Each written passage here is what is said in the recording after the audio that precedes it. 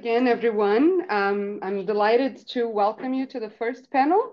This panel is on definitional frameworks and key concepts, and we'll explore the foundational questions and the nature and scope of reparations for climate change, including the key definitions of the core principles, such as equity, justice, loss, and damage. So I'm delighted to welcome our speakers in this panel. We have three very insightful papers. So the first paper will be presented by two speakers who came all the way from Japan to be with us here in Montreal. So I'm very thankful for sharing your insights with us. So the first speaker, Dr. Naoyuki Okano, is a policy researcher at the Institute for Global Environmental Strategies. He's presently leading the Asia-Pacific Climate Security Project funded by the Ministry of Foreign Affairs in Japan and hosted by IGES. He has been engaged in climate change adaptation negotiations under the UNFCCC since the COP27. Previously, he was a postdoctoral fellow at the Institute of Social Science, the University of Tokyo. And our second speaker in the first paper, Dr. Masako Ichihara, is an assistant professor at Kyoto University. She obtained a PhD in global environmental studies at Kyoto University in 2021, as well as a Juris Doctor at the University of Tokyo in 2007. Her dissertation concerns Japanese climate change litigation. She serves as a Japanese rapporteur at the Sabin Center for Climate Change at Columbia Law School, as well as with the Global Perspective of Corporate Climate Legal Tactics, initiated by the British Institute of International and Comparative Law. So welcome you both. I'll introduce our second and third paper as well. So the second paper will be presented by Nusrat Urmi, who's a PhD candidate from the Faculty of Law, Monash University in Australia. So also joining us from very far, thank you very much. She's conducting research on climate justice for vulnerable countries. She holds a master's in energy and environmental law from the University of Aberdeen in the UK on a Commonwealth scholarship. By profession, she's a mid-level judge on study leave from Bangladesh. And our third speaker, or third paper, Patricia Turcotte, who is a lawyer from Quebec, EBC environmental consultant and a master's student in environmental law, sustainable development, and food safety at Laval University. And Maître Turcotte is joining us online.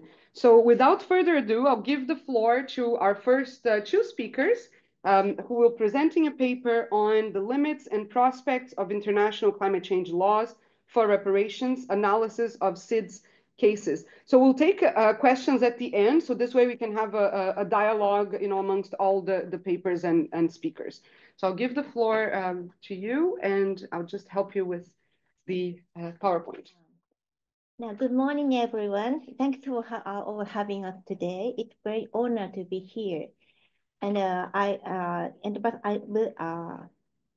also would like to express a sincere gratitude to Camille, who kindly arranged everything. I believe it must be a quite tough job. And thanks to him, we are here in safe. So I'm Masako Jahan from Japan. Let us begin our presentation. Yeah, the international community has been grappling with climate change since 1992, but progress has been very slow. The Paris Agreement, with a system of nationally determined contributions and global stocktake, represents a key milestone. However, as the since a recent COP28 global stocktake and UNEP report indicate, current actions are falling far short from what needed. The IPCC's 2022 report highlights a stark reality. Climate change has impacted human and natural systems across the world, with those who have generally contributed least to climate change being most affected. This observation underscores the limitations of traditional state-led top-down approach to climate actions and forms the backdrop to the concept of climate reparations, which is gaining increasing attention. We are also seeing the rise in climate litigation, seeing reparations in addition to mitigation. So in this context, the concept of climate reparation has emerged, emphasizing the perspective of the vulnerable communities like SIDS. A study focused on the SIDS interventions analyzed through the lens of third-world approaches to the international law worthwhile. We critically examined the justice and power dynamics within the international law. So we compared the two notions of the loss and damage prescribed in Article 8 in Paris Agreement, and also the climate reparations. So let me begin with the loss and damage. The main arenas mostly international climate negotiations and the nature life and comprehensive risk managed in apart from liability. So the main subject refers to mainly the parties of UNFCCC or Paris Agreement, and the underlying principle lies in equity or combat different responsibilities. And conversely, climate reparation is mostly argued in the climate change litigations, and the nature lies in responsibility for climate change. The subject is mainly states but increasingly private actors, and the underlying principle lies in climate justice or human rights. So, however, looking at the recent trends, it's not clear that what extent discussions the two notions based on these assumptions are in line with actual trends. To begin with, the only thing that can have legal binding force in the climate change risk in the international treaty instrument, like the Paris Agreement and the Convention Agreement. In contrast, court decisions provide new interpretations and institutional framework within the framework of the Convention of the Agreement. In fact, different guiding principles are needed to understand how the climate change regime should be understood at each time. And it is always open to the possibility that this is being gradually overwritten. As mentioned above, it is true that countries have never accepted the idea of negotiating reparations for climate change based on historical responsibility. However, the shift from the design of the loss and damage mechanism to its implementation in recent years, the establishment of the Loss and Damage Fund and the start of the operation of the Santiago Network are all steps that, regardless of how we understand responsibility, actually begin to address the damage caused by the climate change within the conceptual framework of loss and damage. So now it's for, I change the floor to the Mr. Okano. Sure. All right. We're back on track. Do you remember the first half? You're right. I'm Naoyuki. Together with my colleague Masako, presenting this work. It's our combination of SIDS expert on climate mitigation and expert on the climate negotiation side, and we discuss a lot to think about what are the potential avenues where we come up with ideas to realize climate justice through multiple problems, and that's the behind idea of this work. And compared to what we heard from the keynote speech, I would say our work is more sociologically oriented. We might want to call it a socio-legal jurisprudence, but what we try to do is describe what small island developing countries are doing in a different legal pathways, and from such deep description, try to come up with some critical ideas or try to capture emerging norms to the current landscape, loss and damage or climate reparation. So that's for idea behind. And we are informed by the approach called 12. I hope that most of the people who are here know about it. It's called third world approaches to international law. A little humble to employ this approach because I'm not quite from the third world itself, but I learned a lot about it when I was PhD assistant. And I studied a lot in Fiji. I will speak about it later. And I have a Pacific mind in my heart, so I try to be employing this approach well in my study. But anyways, 12 approach is very helpful in a sense that with this historical viewpoint and trying to unpack what are the power imbalances or political biases are out there in the current international legal system, it helps us to think about where we can find the emergence of norms for emancipation or societal transformation, and also where we can find the new way of thinking about historical injustice and power imbalances. This trial discussion happened in the public international law in general, but it's gradually applied in climate change law, for example, in market approaches or REDD+ and other works. And we are more trying to employ this trial approach in a sociological way to analyze the loss and damage and climate reparation issue. And why small island countries? It's I don't need to spend so much time here, but they have a unique vulnerability due to their geographical and socioeconomic conditions.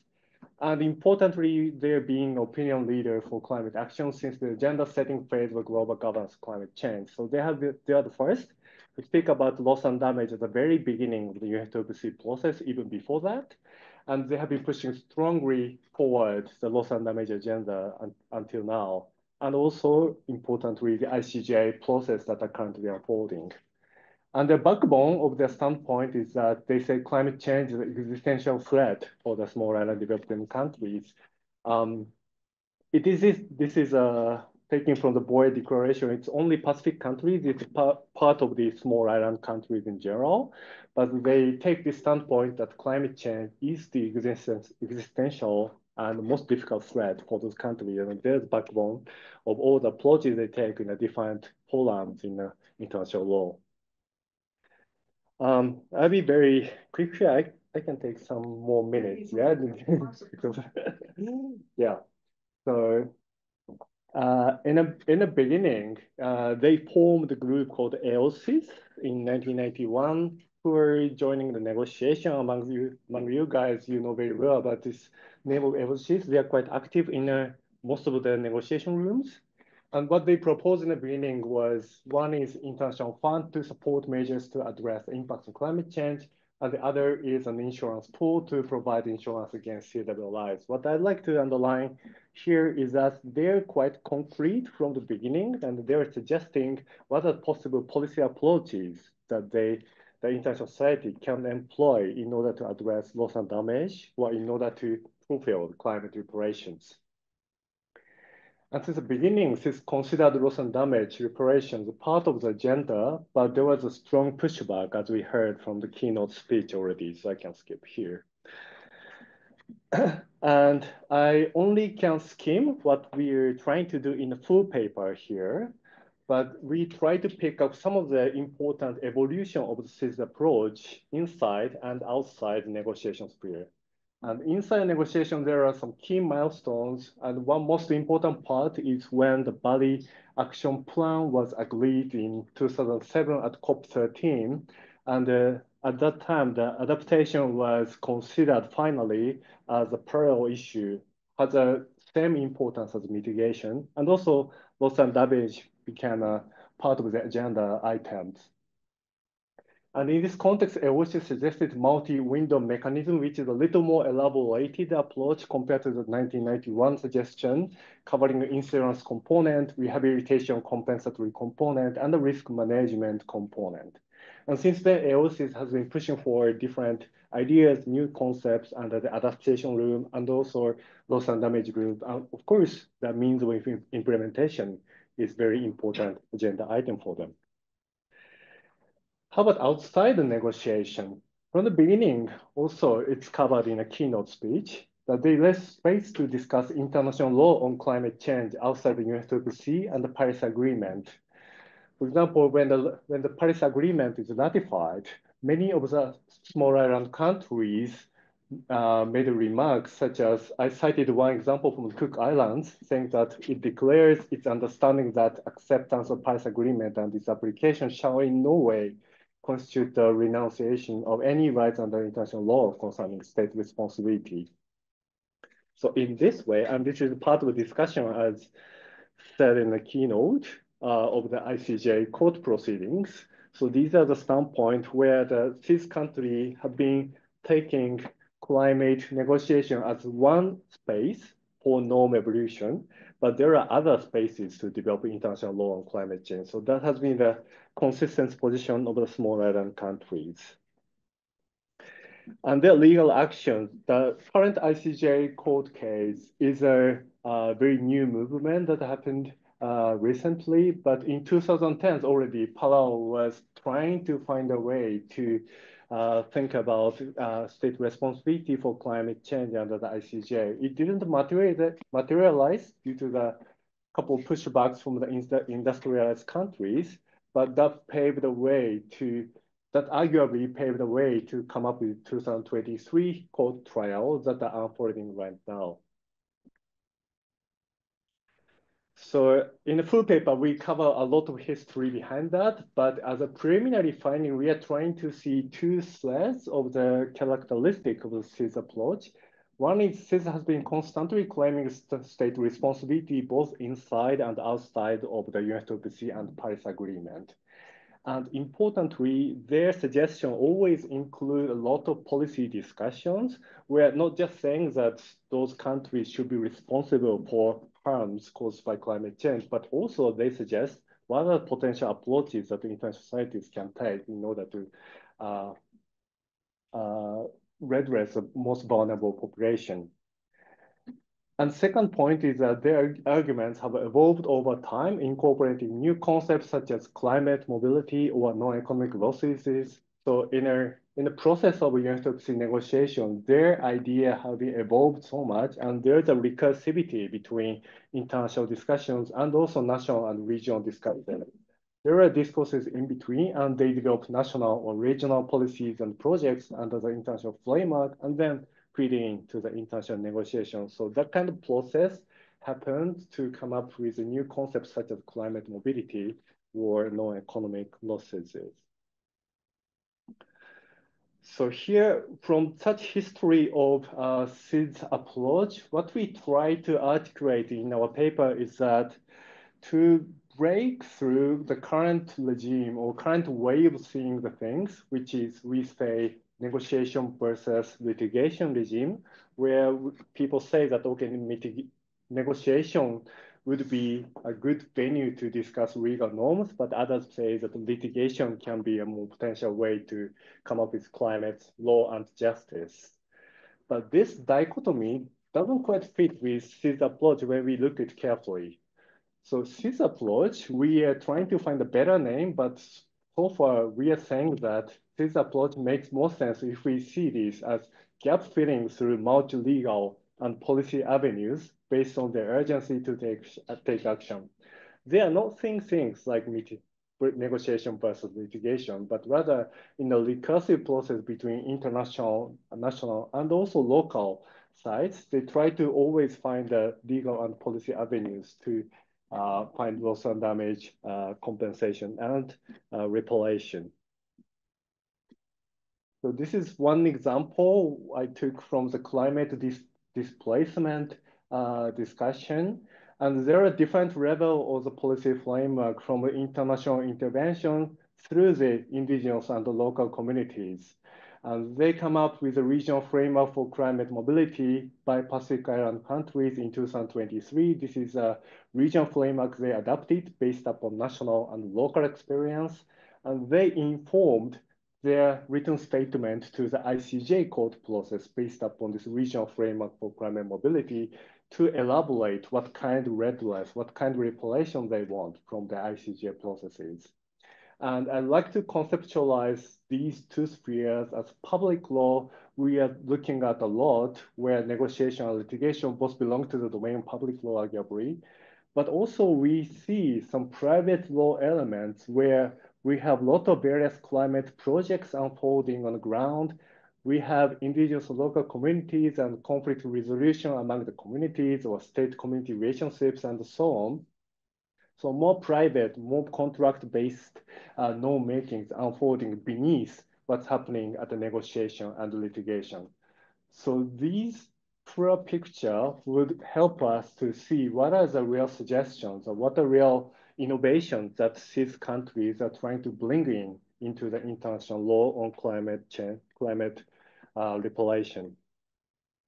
So these are the quick run through to our arguments. So we talked about how the insufficient climate actions under UNFCCC and Paris Agreement are triggering alternative approaches to hold states and also companies accountable to the climate action, to the emissions. And SIDS are at the forefront of such legal strategies by making unique claims inside and outside negotiation. And we say that the different forms of norm creation on loss and damage and reparations are out there, and SIDS are at the forefront to come up with such legal multiplicity or hybridity that we see currently. And lastly, SIDS approach should be taken by the understanding of this gap filling through multi-legal and policy avenues where their suggestion of the legal claims are always fueled by policy approaches or policy suggestions that are, helping other countries to come up with potential solutions to this way. Because I'm part of the negotiation, to be honest, and usually adaptation agenda or loss and damage agenda are so difficult, and developed countries are not prepared to agree on the, compromises. But these countries are trying hard to come up with those policy solutions, and little by little, they are making progress in the different avenues, such as Warsaw International Mechanism for Loss and Damage or National Adaptation Plan, and so on. So with this sociological approach to look into what are inside the SIDS countries' suggestions and legal processes, we might find better emerging norms for emancipation and societal transformation. So that concludes our presentation, and thanks so much for your attention. Thank you so much. This was very interesting, and I read your paper, and it's a very insightful paper as well. And I see that you continue to evolve on your research, so I'm excited for the discussions. So I'll welcome our second speaker, Nusrat Urmi, who is also with us in Montreal in the room. So hello everyone, welcome to my presentation. The title of my paper is on Inquiry into Climate Reparations, International Climate Change Negotiations Regarding Loss and Damage. And in this presentation, I will actually try to give a brief idea about the work in progress. It is not completed yet, and I'm looking forward to have feedbacks from you all. In introducing the topic, I would like to say that we all know climate change is a common concern for humankind. The physical changes in the climate system have devastating impacts on human and natural ecosystems, causing forced human mobility, displacement, and so many other problems. An increased amount of discussion is on board regarding the attribution of scientific climatic changes to observed damages of nature and human ecosystems since fifth assessment report. And in this regard, finance is crucial in addressing those climatic risks in the vulnerable developing countries particularly. So if we look back into the history of negotiations regarding loss and damage under the UNFCCC regime, we will see that loss and damage was and still remain as one of the most debated issues in comparison to negotiation regarding other two pillars of climate actions, that is mitigation and adaptation. So against this background, this paper, or I would like to first attempt to define loss and damage in brief in my paper. So I noticed that surprisingly, neither the UNFCCC nor the Paris Agreement had defined or had tried to define loss and damage. So the topic and concept actually first specifically mentioned at COP13 during 2007. And since then, it has been developed through COP negotiations. And it was institutionalized in 2013 through World's International Mechanism for Loss and Damage Associated with Climate Change Impacts, which we called WIM. And WIM kept loss and damage under the purview of adaptation.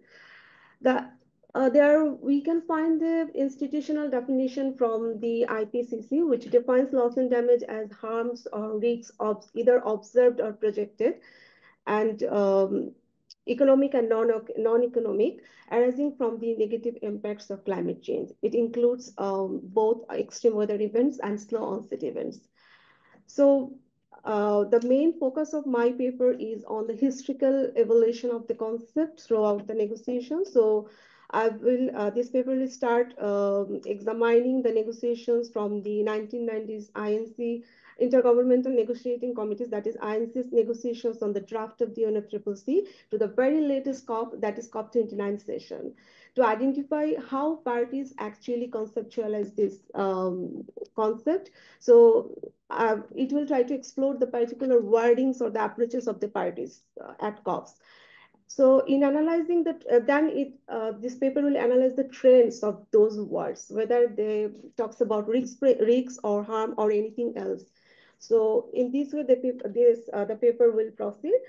So in analyzing the regime, I divided the whole, for better understanding of the readers, I divided the whole regime in 3 phases. First, initial scoping of the concept from 1991 to 2010. Then the second phase is developing institutional arrangements and launching technical work from 2013 to 2023. And finally, catalyzing support in the regime from 2024 onwards. So in the first phase of the history or negotiations, we can see that the need to address adverse effects of climate change emerged during the draft negotiation of UNFCCC, and it was actually initiated or coined by a small island state that is Vanuatu. And Vanuatu's proposal was an international climate fund to finance measures to counter the adverse effects of climate change, and a separate international insurance pool to provide financial insurance against the consequences of sea level rise. And the plan was actually to compensate the most vulnerable small island and low-lying coastal states. But the proposal of Vanuatu did not survive due to huge opposition from the developed countries. However, the final text of the UNFCCC actually chose or kept the term insurance in its body, along with transfer of technology as one of the possible solutions to address the specific needs of the developing countries. But so far, there is no attempt throughout the UNFCCC or the COP negotiations to define what actually insurance would be meant in this regime. Then, I think important achievement was held in 2001 during COP7. The concept of insurance for addressing the adverse effect of climate change was revived at that COP. And COP7, by its decision 5, actually organized 2 special workshops in this regard. One of the workshops was on insurance and risk assessment in the context of climate change and extreme weather events. And another workshop was on insurance-related actions to address the specific needs of developing countries. So both the workshops were actually was a grooming work, how these adverse effects of climate change can be addressed in the context of developing countries. In 2007, during COP13, the term loss and damage, as I mentioned earlier, that specifically emerged in the UNFCCC negotiations, and COP13 adopted the Bali Action Plan, which also considered insurance for risk management and risk reduction strategies. During the said COP, actually parties also established the ad hoc working group on long-term cooperative action, that is AWG-LCA, under the convention to develop its work program, and it solicited for opinions from parties regarding the work program by 2008. And according to me, it has been considered as an important step in exploring parties' approaches or mindset to loss and damage. For example, Micronesia, on behalf of the AOCs, that time came forward with a proposal having multi-window aspects to address loss and damage arising from the negative impacts of climate change in 2008. The proposal of Micronesia actually consisted of an insurance scheme to address climate-related extreme weather events, a rehabilitation and compensation mechanism to address the progressive negative impacts of sea level rise, and a tool towards risk assessment and risk management applicable at all levels. However, the COP actually extended this invitation for the next COP, and in 2009, eventually Tuvalu also submitted a proposal for compensation mechanism. According to Article 11 of the Tuvalu's Compensation Mechanism Framework, a climate impact rehabilitation facility was proposed to be established, which would assist vulnerable countries to address loss and damage arising from the negative impacts of climate change. Eventually, they proposed a climate change compensation mechanism to assist vulnerable countries in addressing their social and economic cost of long-term impacts of climate change. And according to my observation while drafting this in progress paper, that I think this is the first time that some of the countries talks about social and social cost of long-term impacts of climate change, because all the countries are talking about economic. So social, I think we can find a reflection of non-economic losses from there. So that's why I targeted that these are the important steps where we can find reflections of loss and damage from developing or vulnerable countries. Another proposal also came forward from one of the country on behalf of the African groups of negotiators, but actually COP15 ended up without any remarkable progress on all those proposals. During COP16, actually, the parties recognized the requirement of enhanced action to support implementation of actions aimed at reducing vulnerability and building resilience. And consequently, the Cancun adaptation framework was established with a view to enhancing long-term cooperative action on adaptation.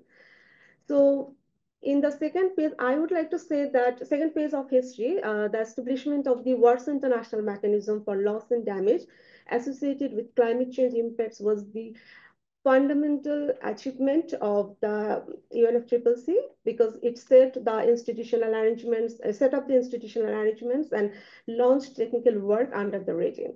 And during COP19, negotiators actually started to have a critical discussion regarding the status of loss and damage, whether it would be part of adaptation or beyond adaptation. So parties actually succeeded to conclude the debate by placing loss and damage under adaptation, but with an acknowledgement that it involves more than adaptation strategies. So that's a little bit of success from that COP.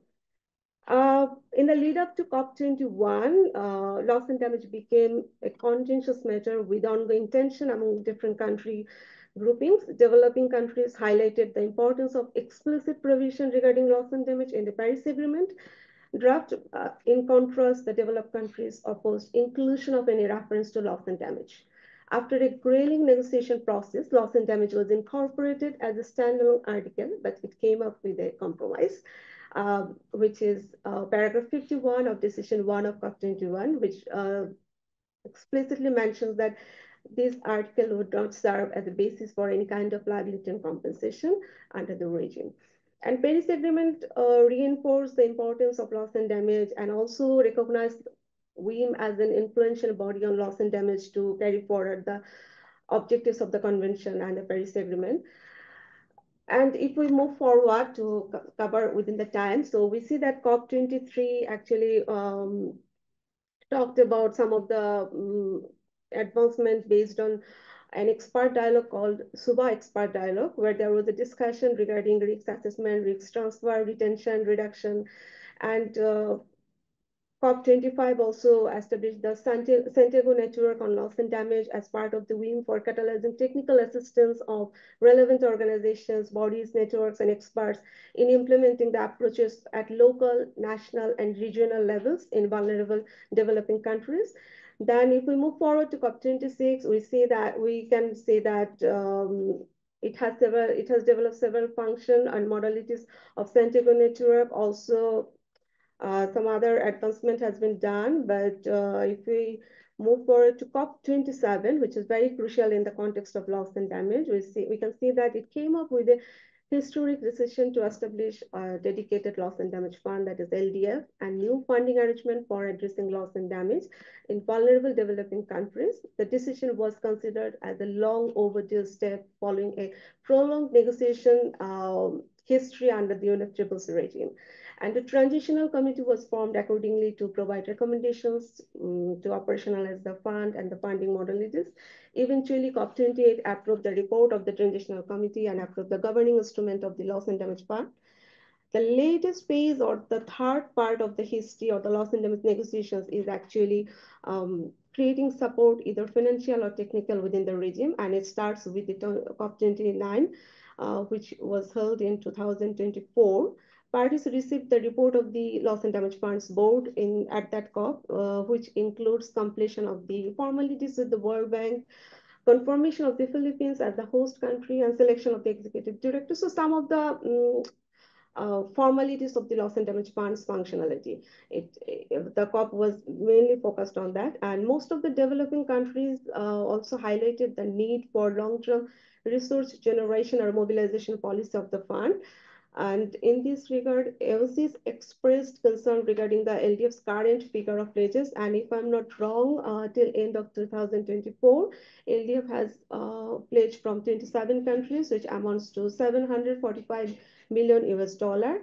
And if we look into the standing committee's report regarding the second report on the needs of the developing countries, we can see that it identifies 5.036 to 6.876 trillion US dollar, which has been mentioned in the 98 developing countries indices as the costed need. So we can see that if we divide it, that annually there is a need of around 600 billion US dollar for the developing countries' need to address the adverse effect of climate change. So we can see that there is a huge gap in the pledge we made in the we have right now in the loss and damage fund. Also, if we look back into the NCQG, which has been committed at COP29, the figures are very low in considering the actual need of the countries. So that's all about actually the history part. My observation and the aim of this paper is that it will try to analyze the whole regime of the wordings of the parties, and in a nutshell, it identifies that there is the framing bifurcations of the loss and damage negotiations, and it identifies that one of the country groupings actually highlighted or emphasized on the risk framing of that concept, and other groups, that is obviously the developing countries or the vulnerable countries, they accepted and then they actually debated for having it as a harm framing. So why the countries are divided in this way. So the observation is that risk framing actually doesn't entail any kind of liability. So it's solely based on post-harm mechanism, and it talks about how risks can be addressed and minimized, and it's a little bit of international solidarity mechanism that, okay, we all are together, we all help each other. But when we're talking about harm framing, we actually go back into the history. Who has contributed how much?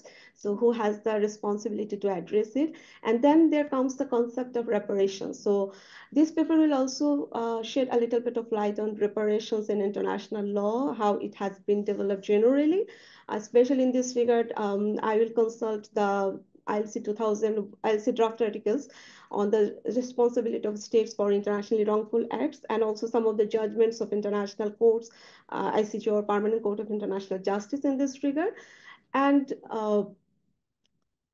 going further, I also identified that because of the predominance of developed countries in the negotiations and having a strong hold in suppressing the needs of developing countries, the foundation and the development of the loss and damage fund also came out as a risk management mechanism.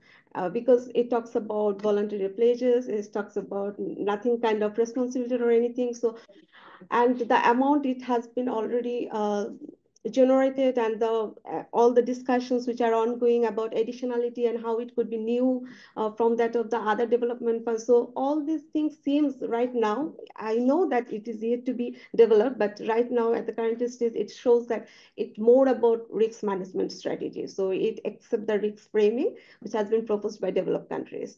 So that's also a great concern for all of us in the long run when we're talking about the existential risks of vulnerable countries. Finally, this paper concludes that though the COP negotiations, the history of COP negotiations have somehow undermined the genuine claims for climate reparations, but still there is room.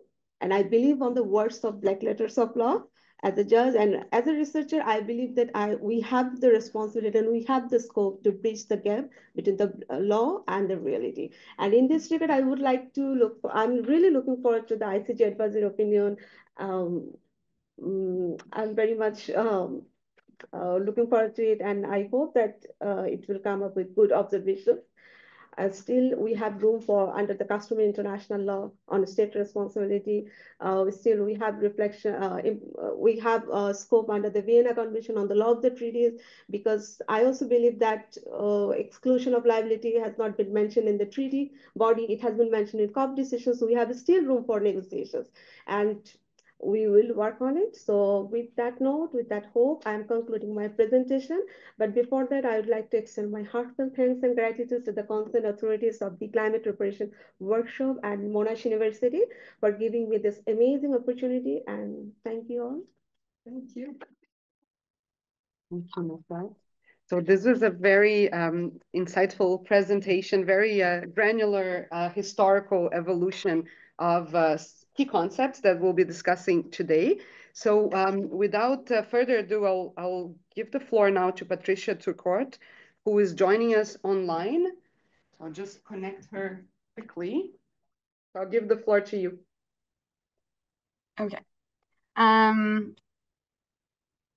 Yeah, just give me a minute. I'm trying to.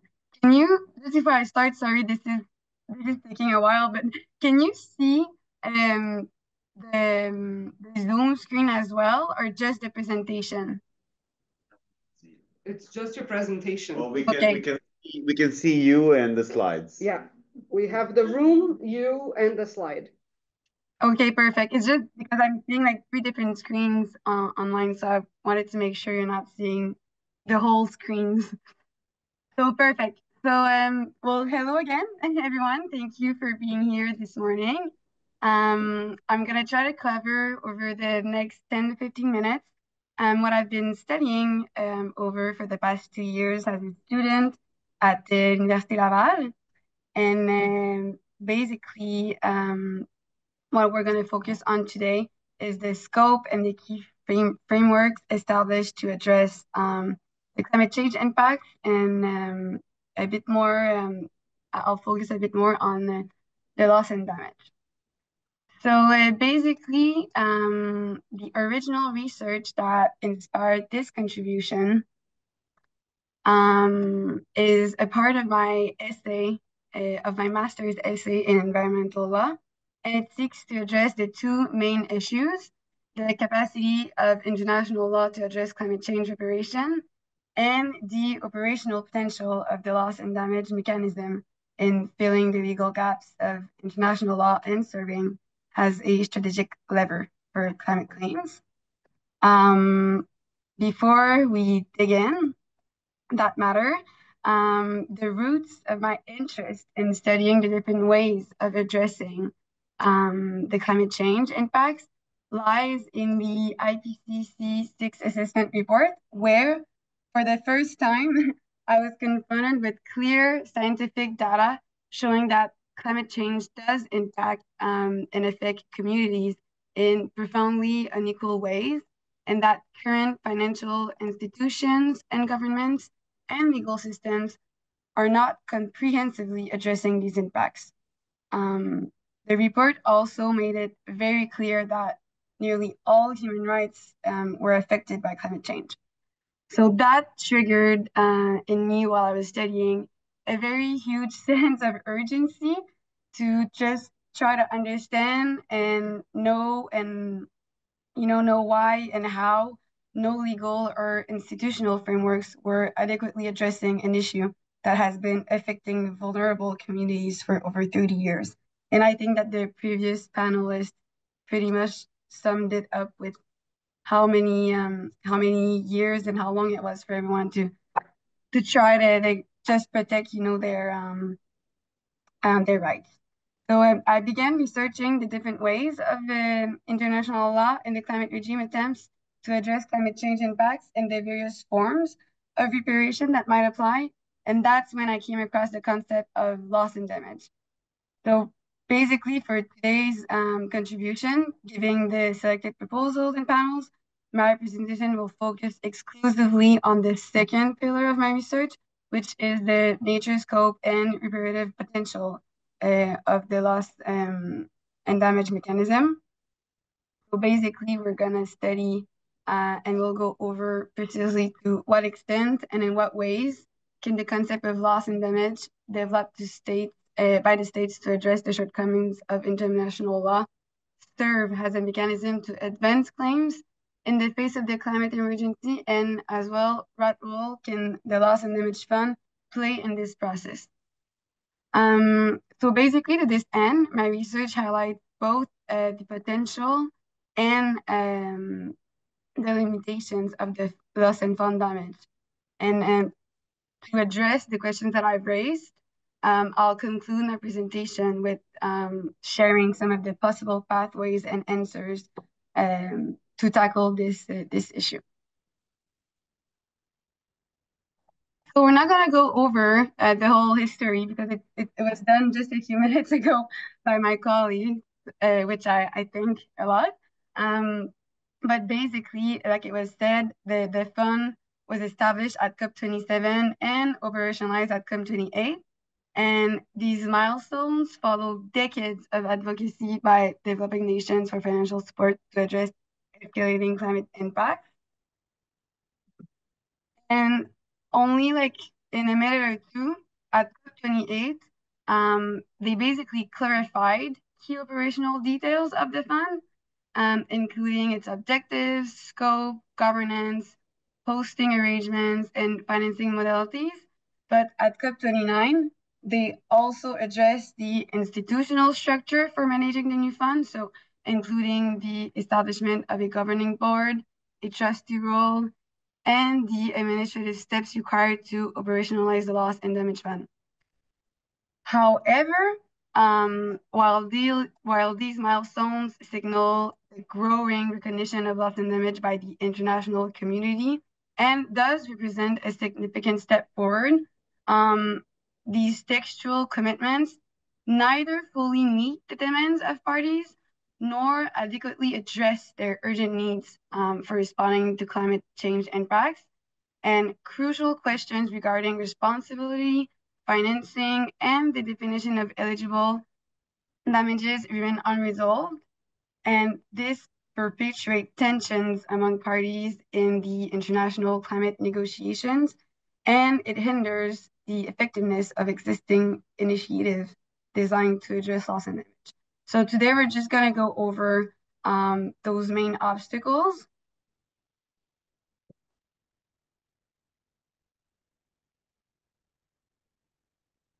And what I address in my paper basically is, first of all, the lack of precision in defining the loss and damage. It does remain a major sticking point in the efforts of small island states to mobilize the fund in response to the adverse effects of climate change. And this ambiguity hinders the establishment of precise criteria for determining the types of damages covered by the fund. So this leads to disagreements over eligibility and resource allocation. Another obstacle that I pretty much summed up under grounded in international solidarity is that the financing modalities remain unclear, and the issue of the legal liability remains unresolved. So in the absence of binding obligations imposed on major historical emitters, the fund relies solely on voluntary contributions, maintaining it within a framework of international solidarity rather than establishing a genuine compensation mechanism.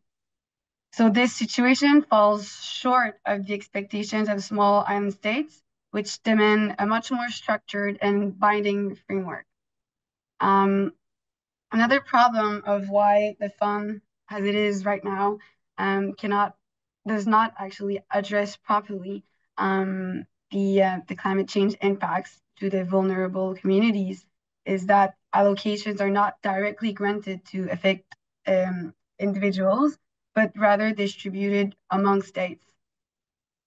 And finally, the scale of the needs of developing countries is not met by the pledges up to date. and a little bit more specifically, the scale of the needs of developing countries amounts, as of today, to $400 billion per year. Meanwhile, the total amount pledged is today 765 million per year, with only 474 million signed contributions agreements and 321 million as of today paid into the fund for responding to loss and damage. So you can see that there is a major gap in what's needed and what has been pledged up so far. So these main obstacles raise concerns about the capacity of the mechanism of loss and damage to provide an adequate response to the adverse effects of climate change, and particularly in relation to reparation, which is an issue left unaddressed by the broader legal framework of international law. As a result, my study concludes that these instruments represent a political compromise that fails to meet the needs of vulnerable communities facing loss and damage. And while this approach helps secure the participation of developed countries in the Paris Agreement, it does raise significant questions about the limits of the international solidarity and the fairness in distribution of climate responsibilities. And it leaves unaddressed several issues at a time when the urgency of the climate crisis demands more ambitious responses. In light of today's discussion, before I discuss the different perspectives that address these main issues, I thought it'd be relevant to mention that the fifth board meeting regarding the operationalization of this fund is taking place today in Barbados, and it started yesterday. And the board, during this meeting, has begun to decide how the fund's startup phase will work, including basically what gets funded, where, and how. And to be a bit more precise, the startup phase is a 2-year test and learn period for the fund that is intended to guide the development of the fund's long-term operations. And during this phase, there will be a set of interim modalities, which are like ways of working that will determine what money will be spent on responding to what type of loss and damage, where, and in what way. So to ensure the fund meets the needs of those impacted by the climate crisis, the loss and damage collaboration has been claiming that the startup phase will need to be fair and inclusive, putting impacted communities first, respecting human rights, and avoiding harm. See the release of grant-based funding only, so no loans that deepen debt. Ensure easy, direct access to funds for frontline communities. Set a vision for the fund showing that it will address a broad range of loss and damage, including loss and damage caused by rapid onset events, slow onset events, and both economic and non-economic loss and damages. The phase up start should also know exactly when contribution will be paid into the fund, so that the board can plan the startup phase around how much money is available. And lastly, the collaboration also recommends that the board must see plans being out and put in place for the fund to raise the 400 billion that's needed per year. So yesterday, main discussion so far appeared to be focused on developing a program that allows rapid distribution of the funding. But the loss and damage collaboration, once again, has demonstrated that the proposed text for the startup phase of the fund presented is not going in the right direction. So I'm just going to present a few of the key issues before we move forward with my contribution. But the main key issues are that at the moment, the startup phase would allow a top-down proposal by multilateral developments. So, for example, the World Bank, and United Nations agencies, despite the governing instrument being clear that country ownership through inclusive planning and direct access is a must. Also, there are no plans for a pilot for community access or small grants, despite the governing instruments clearly including direct access to small grants that support communities, Indigenous people, and vulnerable communities. Also, there is no mention of human rights or equality, despite the governing instruments stressing rights-based approach and best practice safeguards. And the proposal for a startup phase that is currently on the table clearly misses out on all of civil society and Indigenous people as non-negotiables. I'm not going to go further on this because there are a few other elements that have been pointed out so far of that really put in light how and why so far what's being proposed is not adequate. But if there's something that we can grasp from what's going on right now at the fifth meeting is that there is nothing in this operational text or amended about vulnerable communities or the inclusion of community access, neither at the fund level nor through other modalities. So basically, my main point in showing all of this to you today is that the discussion so far on the operationalization of the fund are not very conclusive, which brings me to my next slide of what can we do if this fund doesn't address adequately the needs for the vulnerable communities. I'm sorry, I noticed as I was speaking that I did forget to show you these slides that are basically a little sum up of what I've just said. And these are publications 19 hours ago of the latest news for the meeting. So that brings me to my last slide. What now? Recognizing that this fund might take a bit longer than what expected to really put in place something that addresses adequately the vulnerable communities' rights. I came across a concept while I was doing the research that's called transformative justice, and effectively address the gaps that I've just mentioned.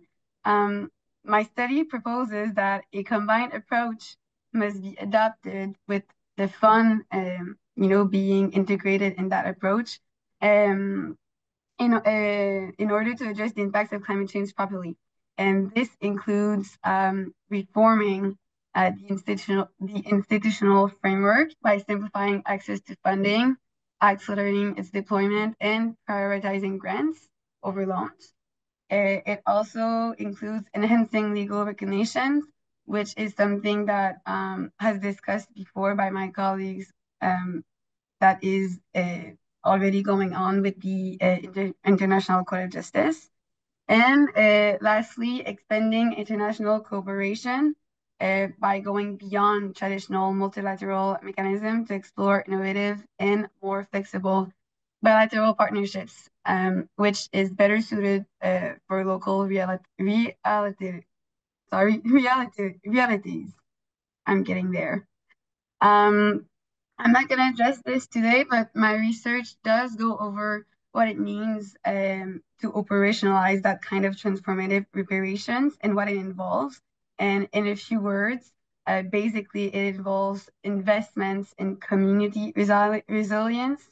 It involves support for socio-economic transitions, acknowledgements of non-economic losses, and inclusive participation and governance.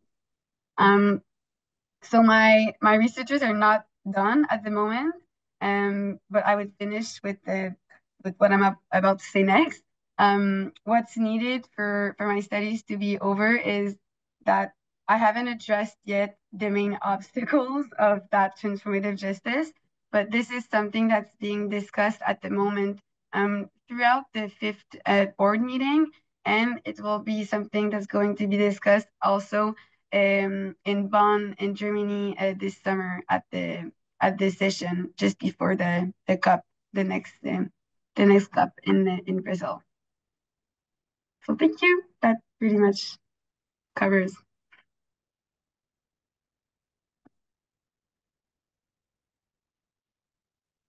Thank you so much, Patricia, for a very critical, insightful presentation. So I'm conscious of the time, and I have comments for all of your papers I've read, and they're very interesting, and I can see that you've spent a lot of time reflecting and doing some research.